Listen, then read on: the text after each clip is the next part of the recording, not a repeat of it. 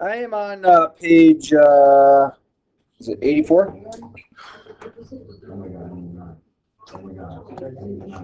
Page 84. Let's see. I asked you just to try these two questions as a continuation, so I went off my script a little bit, which is okay. We good? So, hey, just let you know, tomorrow you have a worksheet which was an old quiz. It is not a quiz. So I want you to work on it, and bless you.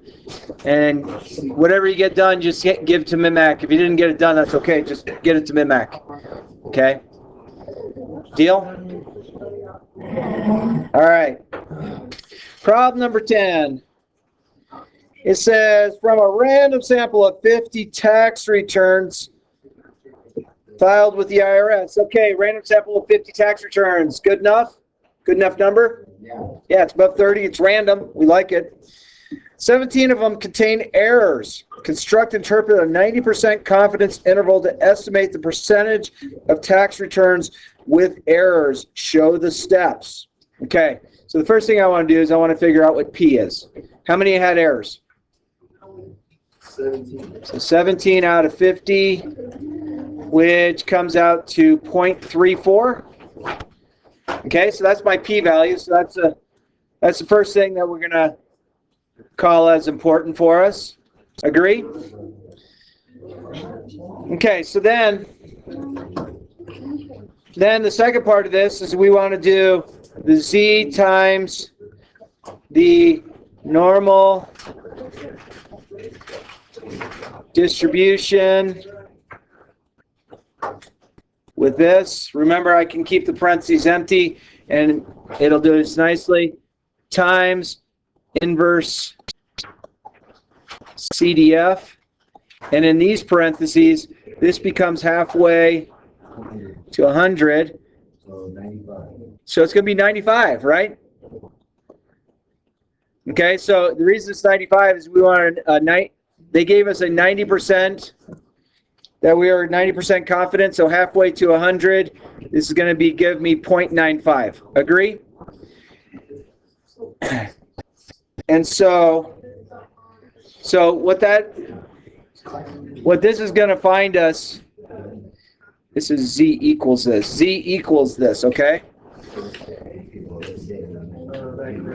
All right, so time for our friends, the Desmos folks.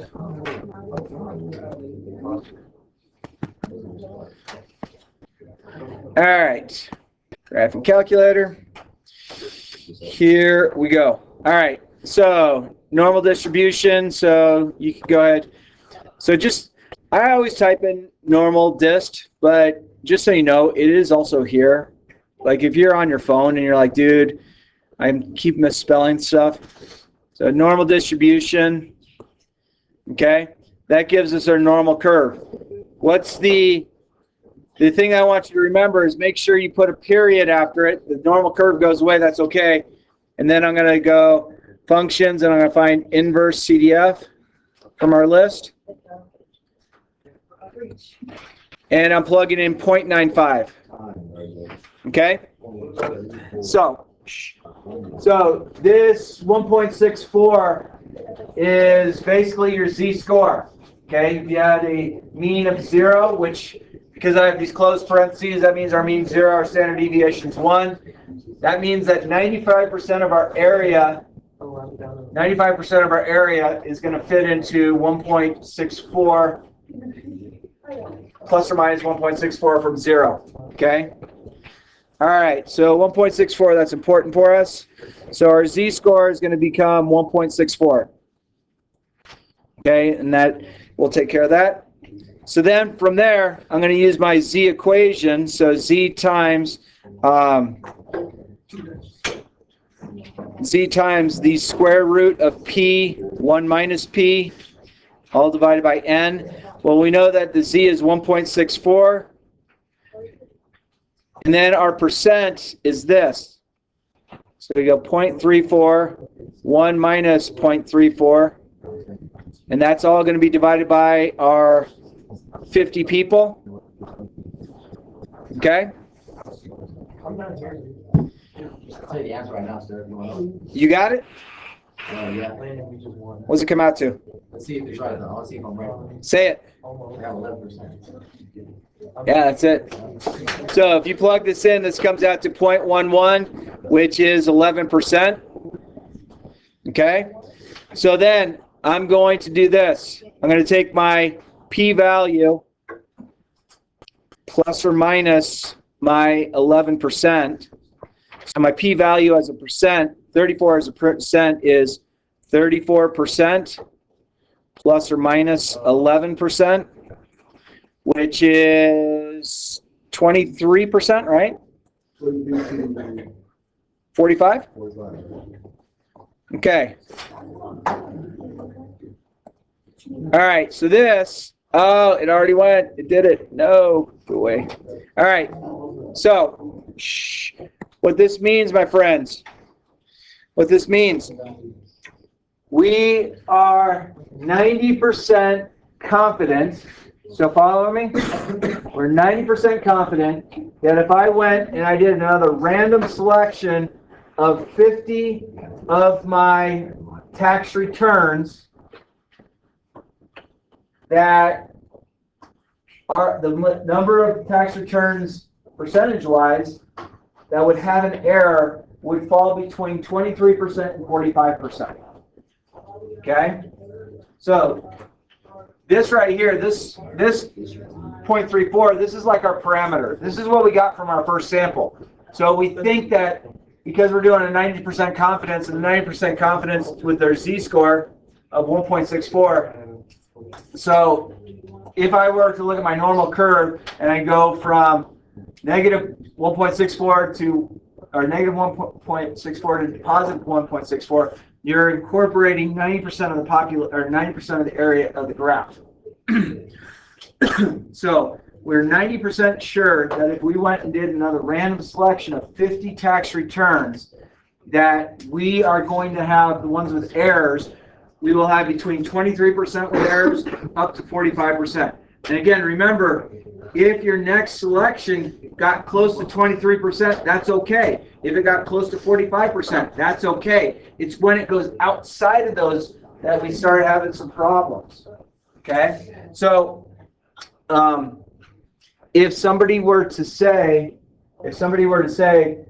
heck, 20% of our tax returns have errors. Okay, you following what I'm saying? So if someone just made just an arbitrary statement saying, hey, 20% of our tax returns have errors. They're telling the IRS. They're like, oh my gosh, 20%, that's 1/5. And the statistician could come in saying, that's not true because 20% is below this. Okay? So it's actually higher than the 20%, but because the 20% is outside of it, we can't use it as part of our confidence interval. Okay, and I know it didn't ask for that, but we'll go with that. All right, I think I have to start this over again because it started freezing on me. So, okay, go away. The what? Yeah, same idea. So we're going to do the exact same stuff. P is 360 divided by 600. Woo, yeah, baby. All right. So it's 0.6. Excuse me. All right. I think you're right. All right, number 11 says, according to a random sample of 600 households, 360 of them had a television tuned into the Super Bowl last year. Construct and interpret a 92% confidence interval and show our setup. Okay, so they're saying that in order to find our p-value, we're going to go 360 divided by 600. So that's a p-value. Does that come out to 0.6? 0.60? So this is our p-value we're going to use. That's our p-value. Okay? So then from there, they tell us that we want to create a 92% confidence interval, or we're 92% confident that this is going to take place. All right. So let's find our z-score. So our z-score is going to be normal dist Again, I can just use the parentheses because I don't know exactly what the parameter is. This, again, satisfies 0, 1. Then I'm going to go period, inverse, CDF. And I want halfway to 100. So what's halfway to 100 if you started at 92? 0.96. Good. 0.96 goes in there. That's the big thing to realize. Where this error takes place, a lot of times people will just plug the 0.92 in, and you're going to be off on your z-score. Okay, so you want to go halfway to 100 on that. Okay? All right, so halfway to 100 here, we said point what? 96? Yeah. So our z-score is now going to be 1.75. Okay, that's how, if I do 1.75, I just want to show you this real quick. So if I did normal distribution again right here,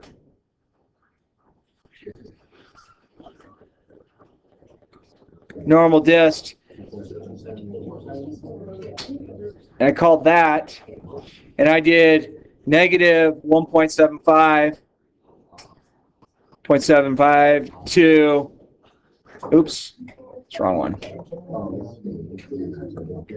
Negative 1.75 to 1.75. All right. So our z-score from negative 1.75 to 1.75 by finding our z-score by doing the inverse CDF. 96% of our, we're seeing that. What is this value? Friends, I'm talking to myself again. What is that real close to? 0.91988. What is that real close to? 1. Right? Well, it is close to 1, but what is it close to in our problem? What was our confidence interval? 92%. Is that close to 92%? So, being that this number spans out much further, if I plugged in like this whole number here and here as a negative and positive, this is going to get right to about 92%. I mean, this decimal continues forever, but we're going to get, the more and more decimal places we add to it from here and plug it into our min and max, that's going to get us really close to 92%. So that's what's taking place there. All right. So I just forgot what it was. 1.75. Okay, so our z-score is 1.75. So then I can go ahead and find my error. So it's going to be, well, hello. Got coupons for us. Yeah. All right, I got this dude. All right, so I'm going to go 1.75. 1.75 times P, 1 minus P, all over N. Shh, I'm almost done, guys. I'm almost done. I'm already done, so don't worry about it. I love you. All right, so I'm going to plug in our 0.60. 0.60. 1 minus 0.60 divided by our sample of 600.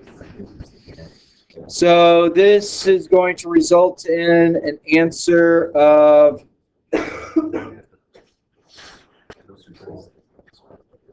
of 0.035, which is 3.5%.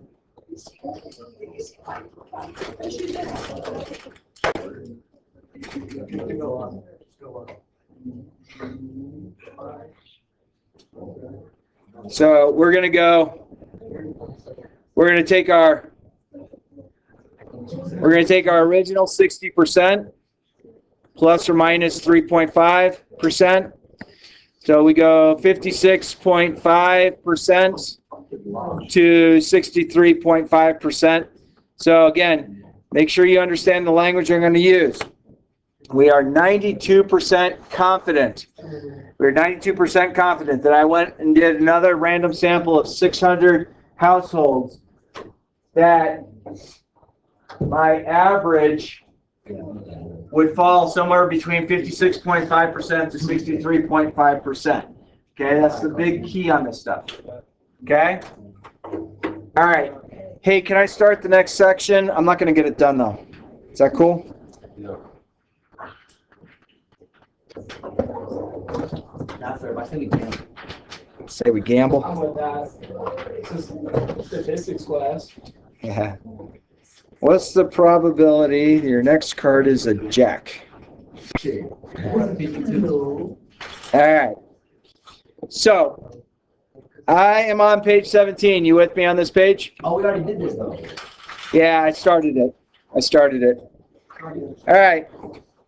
So this is very similar to what we're using. This is one mean Z interval. It's very similar structure to one proportion Z interval.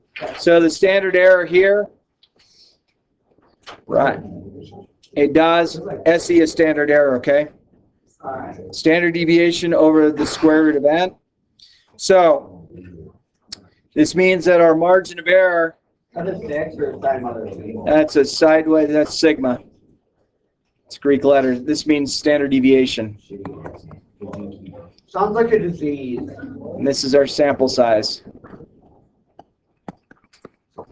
Our margin of error is then going to be C times this. So we have to find our z-score. So we'll have to find our z-score. So our z-score is going to be normal distribution, followed by this, period, inverse CDF, with halfway to 100. Okay? So the example they give, the developer of the leadership skills gives a test, 50 applicants for the job, so N equals 50. Okay? They have an average test score of 84. So an average of 84, which is known. And then they know that this has a standard deviation of 12. Okay, standard deviation is that And we're... how many people are tested? No. 50 is how many are tested. Average is just the average score because they've done this test a How lot. many people did it? 50 random. All right. Shh. I'm almost done. Let me get done with this example and we'll be done. All right. Guys, please. All right. So they want us to create a 90% interval. What's halfway to 100 then? So 0.95, right? Okay. So we can find our z-score pretty easily with this. So just can change this to 0.95. So 1.64. So our z-score is going to be 1.64. So we're going to go 1.64 times our standard deviation of 12 over our sample size of n, which was 50. So this is finding our margin of error.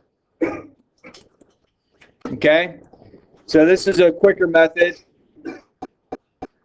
So we're going to go 1.64. Oops, clear.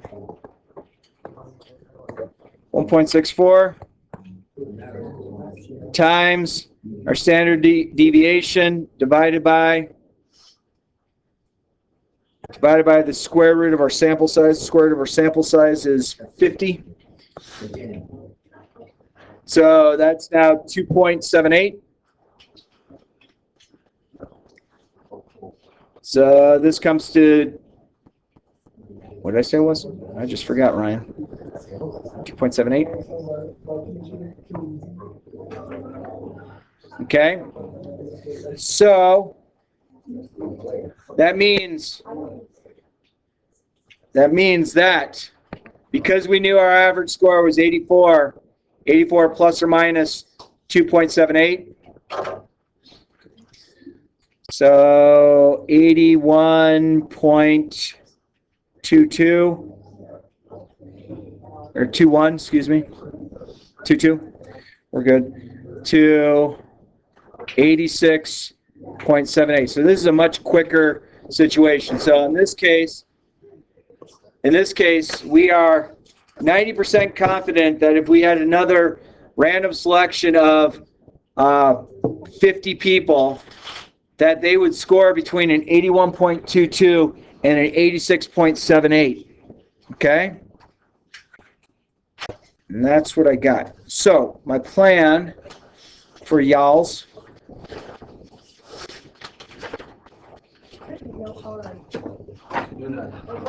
All right. This will be due or gone over Monday. This is page 85 and 86.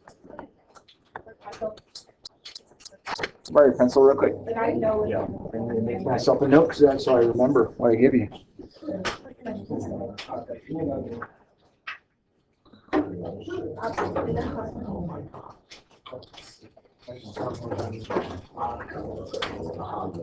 Thanks, sir. All right, so friends, you can work. You have the rest of the period to work on that. Friends, again, MIMAC will be here tomorrow. There will be a worksheet. It is an old quiz, but it does not count as a quiz. Agree? You get done with it, or if you worked on it, whatever you got done on it tomorrow, work together. MIMAC can help you. Turn it in tomorrow. Okay? Don't say, hey, I have these missing assignments for Stirrup. Show me that on Monday. Hey, I have to make up a test or quiz. Get it to me on Monday. Don't give him anything other than the sheet that comes out to you guys tomorrow. Deal?